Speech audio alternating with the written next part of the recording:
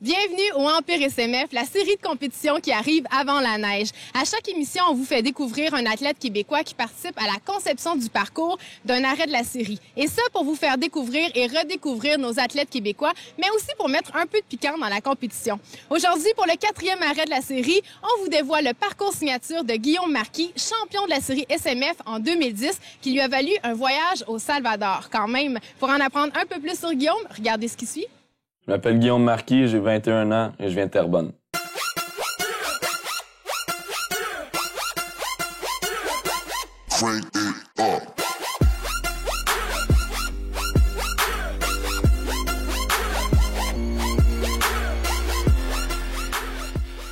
Mes premières expériences à la neige, ça a été en ski au début. Ma mère m'avait acheté des skis, j'en faisais au Mont-Habitant, Saint-Sauveur, une fois par fin de semaine. Puis après ça, mes cousins, eux autres, faisaient du snow régulièrement. Puis ils m'ont hooké up avec un snow, un Burton Punch dans le temps. Ça a commencé là. Puis la première fois que j'ai essayé ça, ben ça n'a jamais arrêté. J'ai pris des cours à une petite côte à Terrebonne, à côté de chez nous. Puis ça a commencé là. Ben ce qui m'a aidé beaucoup dans mon cheminement en snow, ça a été mon secondaire. J'ai été dans une école axée sur le snowboard, dans un sport-études. On faisait 27 jours de ski, de snow. Puis le reste du temps, on était à l'école. Mon premier commanditaire, ça a été Empire. J'avais un ami avec qui je raidais au Mont-Saint-Sauveur, Alphonse Desiel, qui raidait pour Empire. Puis j'ai dit de parler de moi, d'essayer de pousser les choses pour que je puisse enfin avoir un commanditaire. Puis finalement, c'est moi qui ai décidé de prendre les devants. J'étais allé au Empire à Boisbriand, j'ai amené un promo. Je suis allé voir Sylvain Beauchesne, puis il a amené mon promo à Brandon O'Dowd, qui était le team manager dans le temps. Je savais que pour avoir un commanditaire, ça se faisait pas comme ça. Fait qu'il fallait que je me fasse un vidéo promo pour pouvoir montrer ce que j'étais capable de faire. Fait que quand j'allais en snow avec l'école, ben j'essayais de filmer incognito dans le snowpark parce qu'on n'avait pas le droit avec l'école. C'est sûr que dans le temps, on était loin d'avoir le matériel qu'on a aujourd'hui. On avait des petites caméras numériques pour prendre des photos, puis on filmait le plus possible avec ça. On faisait des montages avec Windows Movie Maker qui venait avec n'importe quel ordinateur dans le temps.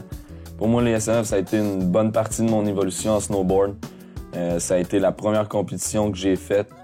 Moi puis Alex Sarrazin, on s'était craqué un soir. On n'était pas game d'y aller parce qu'il y avait pas mal de gros noms dans le temps. Max Durand, Yann Dauphin étaient là. Fait qu'on avait quand même peur d'y aller. Finalement, on est allé, puis ça a été ma première compétition de rail. Puis depuis ce temps-là, ben j'ai jamais arrêté de faire les SMF. Puis à chaque année, c'est comme un rendez-vous qu'on se donne. C'est comme si on allait JB à l'Arena, puis on est tous des chums. C'est super le fun, le SMF. La première compétition que j'ai faite et qui a vraiment aidé, c'est le Peanut Butter Rail Jam. C'est une petite compé gratuite, sauf que ça te donne la chance d'aller faire la finale en Cali. Puis j'avais fini 2e. J'avais eu la chance d'aller en Californie, d'aller à Mammoth. J'étais allé une fin de semaine avec mes parents en Californie. C'était vraiment, vraiment quick comme voyage. Ça a été ma première expérience aux États-Unis puis ailleurs sur une scène un peu plus grosse du snowboard. Là. C'est sûr que si ça n'aurait pas été de mes parents qui ont cru en moi puis qui m'ont poussé les fois que je voulais pas y aller, ben je serais sûrement pas là aujourd'hui. Ils m'ont donné vraiment beaucoup d'aide. C'est eux autres qui ont fait en sorte que je suis là aujourd'hui. Les points forts en compétition dans ma carrière de snowboard, une fois j'ai gagné le best trick au Atlas Open. J'ai fait un front 3-in sur un petit rail. Puis au shakedown aussi, le shakedown ça fait maintenant 4-5 ans que je finis 4e juste pour pouvoir me rendre avec les pros. J'aimerais ça pouvoir y accéder un jour. Puis aussi, il y a eu les SMF il y a 2 ans. J'ai été le grand gagnant de la tournée. C'est sûr qu'au début, je m'y attendais pas du tout. Ça a commencé avec lui de Terrebonne au Atlas. Puis de plus en plus que la tournée avançait, je me rendais compte que j'avais pas mal de points puis que j'étais en tête. Puis finalement, le dernier soir, ben, ça a été le tout pour le tout. Ça se décidait entre moi ou Jérémy Cloutier. Moi puis Jéré, on a fait un pari.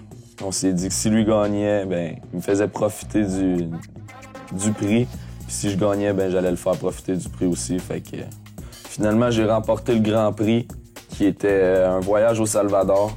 Et comme je suis un homme de parole, ben, j'ai amené Jérémy avec moi. Puis on est parti pour une semaine au Salvador. C'était incroyable. Je pensais jamais avoir la chance de gagner un voyage dans le sud à cause du snowboard. C'était vraiment une des plus belles expériences que j'ai eues avec le snowboard. Depuis 2 ans maintenant, je travaille sur des segments vidéo. C'est vraiment la chose pour laquelle je fais du snowboard. J'ai tout le temps voulu faire ça avec le snowboard. J'ai fait des compétitions parce que je voulais éventuellement faire des parts dans un film. Puis depuis 2 ans, je travaille avec les gars de Brothers Factory.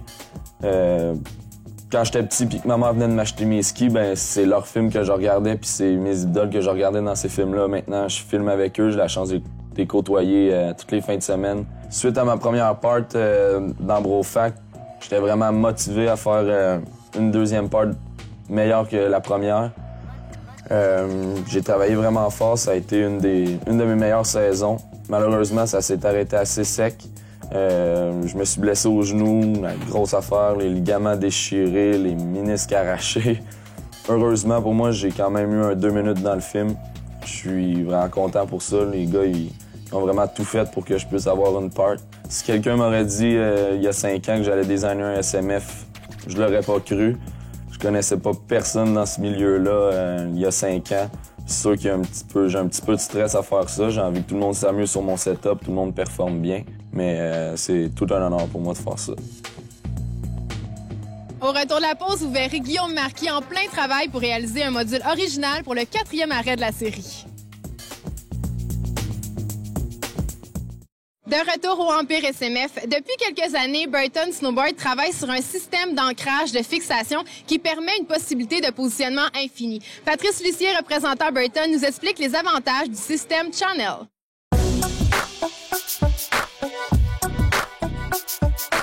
Aujourd'hui, je vous présente une technologie qui existe depuis déjà 5 ans chez Burton.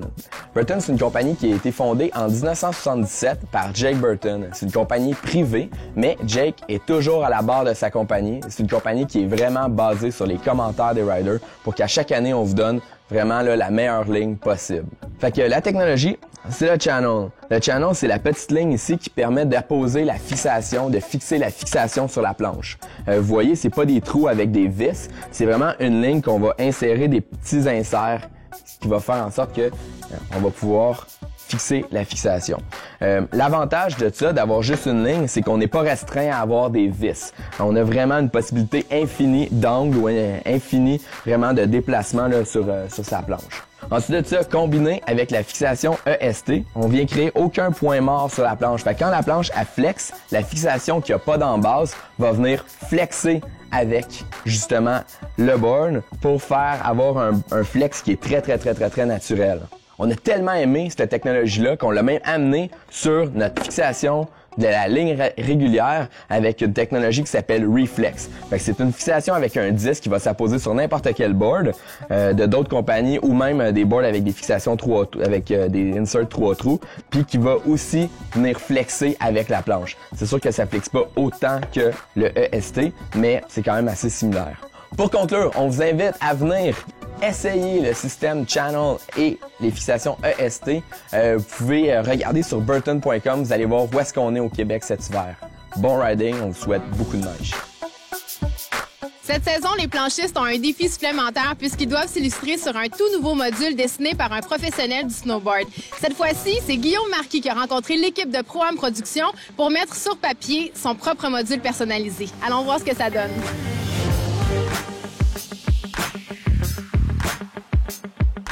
C'est sûr que pour mon setup, j'aimerais ça avoir quelque chose d'assez original, qu'on voit pas tout le temps dans toutes les compétitions. J'aimerais ça faire un setup qui va pouvoir nous montrer la différence entre un bon rider puis un petit peu moins bon. Le setup que j'aimerais bien avoir, ça serait inspiré un peu de ma part dans le dernier film de Brothers Factory. Ça serait un genre de manual pad avec un rail après. Dans le fond, quand on descend l'échafaud puis qu'on prend le jump pour aller sur le rail, juste avant, on a une boîte de bois ou de plexiglas. On saute dessus, on fait un truc en press avec notre planche. Après ça, on saute sur un rail. C'est comme une combinaison de deux choses, puis ça augmente un peu le niveau de difficulté. Je m'attends à avoir pas mal de gaps du côté de la clôture, je pense. Et les gars aiment bien ça, gapper. Puis le Butterbuck, je sais vraiment pas à quoi m'attendre. La difficulté là-dedans, c'est que du côté backside et frontside, c'est pas le même setup. Ça rajoute de la difficulté aux riders parce qu'ils peuvent pas faire un truc d'un côté puis le faire de l'autre côté sur le même module. J'ai pensé à ce setup-là parce que cet hiver, j'étais allé filmer un setup semblable avec le Butterbox avant. C'était un pad de béton. Après ça, il y avait un gros downrail. Fait que je me suis inspiré un peu de ça.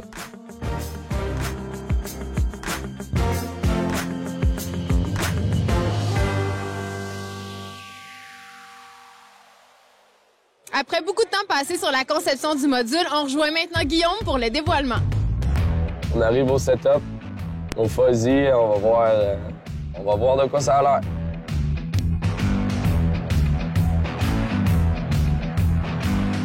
Ça, c'est la fameuse boîte de plexiglas qu'ils vont glisser dessus avant de faire le rail. Avec le kicker pour pouvoir sauter par-dessus la clôture. On a cette option-là aussi, qui est sauter dans le flat down. J'espère que les gars vont avoir assez de vitesse pour faire ça.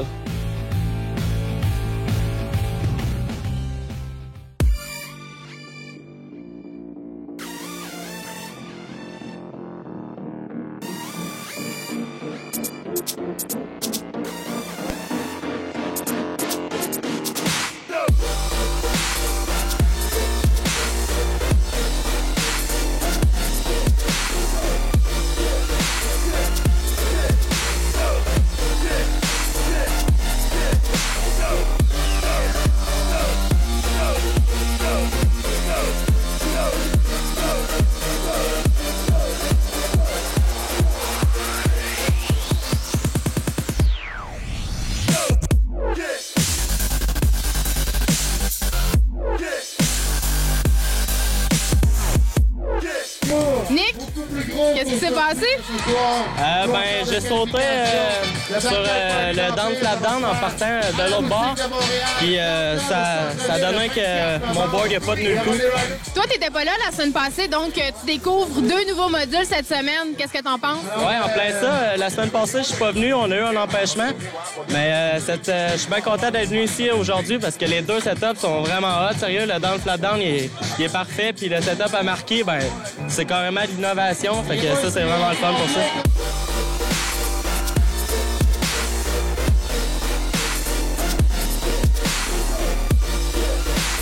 J'ai essayé le parcours ce soir à quelques reprises pour la qualification. Ça s'annonce comment pour toi? Un peu rudement. J'ai eu une bonne chute sur le setup à marquer. Mais je vais essayer de me refamiliariser avec. J'ai fait une run sur l'autre setup, ça a bien été. Qu'est-ce que tu penses du nouveau module, celui de Guillaume? Tant qu'à moi, il est beau, c'est un beau module. Je me suis fait mal dessus. C'est moi qui ai mal gagé mes affaires. Mais c'est un module d'envergure, disons, il est beau. Après la pause, on vous présente les meilleurs moments de la compétition Empire SMF du 4e arrêt. De retour à la compétition Empire SMF, suite à la qualification, les juges ont sélectionné 8 athlètes qui avancent maintenant en demi-finale. Ils devront couper de moitié car seulement 4 accéderont à la finale.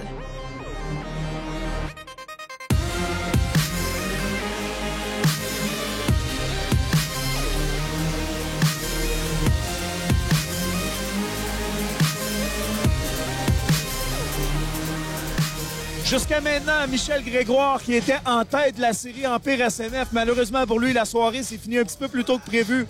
Blessure à l'épaule en première vague. On a beaucoup de nouveaux joueurs ce soir. Alors, LP Dorval, Thomas Gagné, Jason Dubois qui fait son retour peut-être sur le podium de la série Empire SMF. Jonas Lapierre, Alex Bocage, un retour pour Alex Bocage. Ça fait des années qu'on ne l'a pas vu sur le parcours. Delano Joe, Jacques-Olivier Aymon et Julien Beaulieu. Restez à l'écoute, on est en semi-finale dans quelques instants.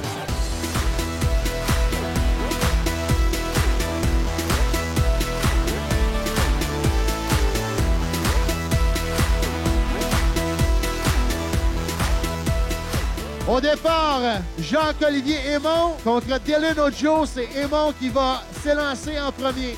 Aymon du côté du parcours signature Guillaume Marquis, de toute beauté, avec un lip slide. Par-dessus la clôture jusqu'au donkey, exécuté à perfection. Droit de réplique, Dylan Ojo. Dylan qui a manqué un petit peu de glisse sur son truc. Dylan qui va prendre le départ du côté du module signature Guillaume Marquis. Dylan qu'on a vu rentrer des beaux trucs sur ce côté-là aujourd'hui. Et là, c'est exécuté à perfection. Le nose press sur le box, suivi du backflip sur le rail. C'est un combo. Et là, finalement, Jacques-Olivier Aymon qui va avec le spin en sortant. On les encourage tout le monde. Voici Julien Beaulieu.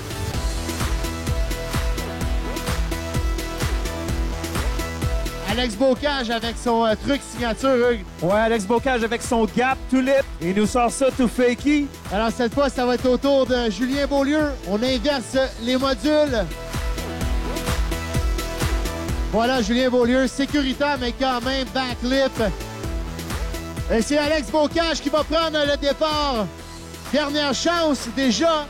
Oh, Bocage qui s'était pas pratiqué beaucoup, Hugues, sur le module signature de Guillaume Marquis. Et là, ça a payé. Ça va être Jonas Lapierre contre LP Dorval. C'est Jonas Lapierre qui va s'élancer pour le départ. Est-ce qu'il va livrer la marchandise? Écoute, Phil, il en manquait pas gros. Le truc était là. LP Dorval en préparation.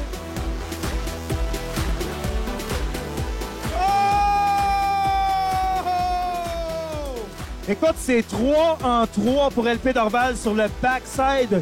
270 lip slide. On tourne à la vague numéro 2. Jonas Lapierre contre LP Dorval. Et c'est LP Dorval qui va s'élancer le premier. Même chose pour LP Dorval. LP n'a pas touché beaucoup au rail de Guillaume ce soir. Alors, un petit peu plus tranquille pour LP Dorval. On va voir ce que Jonas Lapierre va s'enligner comme deuxième et dernier truc. Malheureusement, Hugues, un accrochage à l'atterrissage, une chute qui va être coûteuse pour Jonas Lapierre. On retourne ensuite avec Jason Dubois maintenant qui vont se prendre contre Thomas Gagné. Et c'est Jason qui va débuter. Hugues, c'était tellement en contrôle, bien parti. Et le donkey qui n'a pas laissé de chance à Jason à la toute fin. On pensait que c'était réglé. On enchaîne avec Thomas Gagné.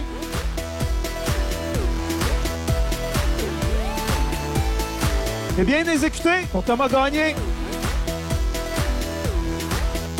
Jason Dubois. Mais si on parle de constance, on sait que Jason a du bagage. C'est un gars qui est extrêmement solide sur les rails. Et voici nos riders. Et nos 4 finalistes ce soir, je vous demanderai de faire du bruit pour Julien Beaulieu, Jacques-Olivier Aymon, LP Dorval et Jason Dubois. Ce sont vos joueurs ce soir pour la finale du Empire SNF. 4e arrêt, 15 minutes de jeu, que le meilleur gagne. Alors, ça reste excitant jusqu'à la fin. Ça ne prend qu'un seul truc pour se ramasser sur la première marche du podium. Je rappelle, 1500 $. Bien exécuté. Alors, un bon truc de chaque côté jusqu'à maintenant pour Julien Beaulieu. Ça a cogné très, très dur. La planche qui a littéralement bloqué dans les marches. Ah, c'était Jacques-Olivier Aymon. Alors, c'est un bon truc en poche pour Jason. On sait qu'il y en a plusieurs dans son sac. Et là, wow. Ben, ce soir, là, jusqu'à là, c'est la revanche de Jason Dubois. Oh, plus de peur que de mal, heureusement. LP Dorval qui va s'exécuter sur le gap. Oh! Avec un back 2 in extrêmement propre. Julien qui est très constant, ça lui prend quand même le best trick, la grosse carte. Julien Beaulieu, wow! Bien exécuté, c'était pas le truc du siècle, mais c'était extrêmement propre. C'est Julien qui va prendre le départ. Du côté du gap 2. Oh, bien exécuté, Julien Beaulieu. So far, so good. Yo! Oh! Dubois encore. Wow! Wow! J'aime ça, contrôlé, stylé. Et voilà, le temps est écoulé. On fait du bruit pour nos finalistes, tout le monde. Wow! Et la première position Rider Empire, il s'est donné ce soir, Jason Dubois! Jason Dubois, grand gagnant du 4e arrêt de la série Empire SMF. Qu'est-ce que tu as pensé du module signature de Guillaume? Ah, c'était vraiment cool, très original. Ça a donné des trucs différents, puis c'est vraiment hot ce que ça a donné. Là, on s'attend à quoi là, pour la dernière, la semaine prochaine? C'est une surprise. J'ai hâte que tout le monde voit ça. C'est quelque chose d'assez simple, mais de quand même technique. Ça va être le fun. Je te souhaite bonne chance. Merci beaucoup. Bravo encore. Merci beaucoup. Bonne soirée. Et c'est ce qui termine l'émission pour cette semaine. Michel Grégoire demeure en première position, suivi de très près par Jérémy Cloutier. Julien Beaulieu, quant à lui, est en 3e position et Jason Dubois en 4e position. Ça va être vraiment très serré pour la dernière de la série qui aura lieu à Brossard la semaine prochaine. Manquez pas ça.